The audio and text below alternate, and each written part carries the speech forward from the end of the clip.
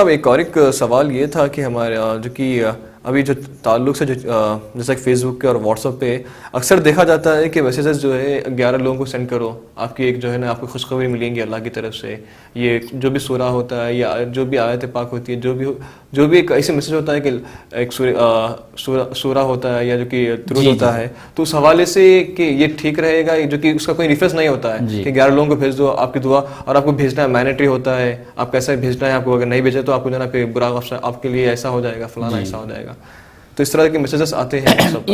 اس طرح کے میسیجز کو فارورڈ نہیں کرنا چاہیے. کوئی اگر اچھی بات ہے، کوئی آیت ہے یا کوئی حدیث ہے یا کوئی اور کسی بزرگ کا قول ہے تو اس کو 11 لوگوں تک ہی کیوں بھیجیں؟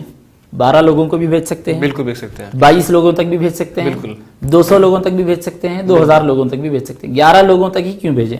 ایک سوال تو یہ ہو گیا. جی ہاں بالکل. دوسری بات یہ ہے کہ اگر کسی آدمی کے پاس نیٹ بیلنس نہ ہو تو وہ کیا کرے گا؟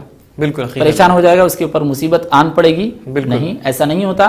اسلام کا نظریہ یہ ہے کہ اگر کوئی آدمی کوئی اچھا کام کرتا ہے تو اس کی برکت حاصل ہوگی. کسی حدیث کو فارورڈ کرتا ہے، کسی آیت کو فارورڈ کرتا ہے، آگے بڑھاتا ہے، دوسروں کو بتاتا ہے تو اس کا فائدہ اس کو ملے گا ضرور.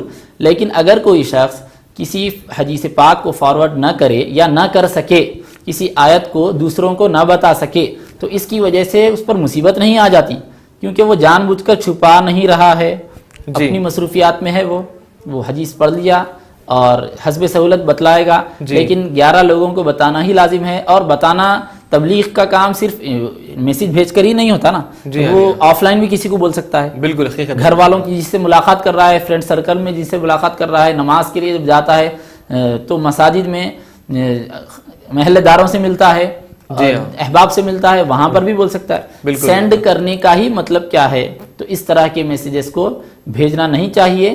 اور کسی بھی خیر کے کام کو کرنے سے ثواب تو ملتا ہے، لیکن خیر کے کام سے رک جانے سے فوراً مصیبت آن پڑے گی، ایسی کوئی بات نہیں ہوتی.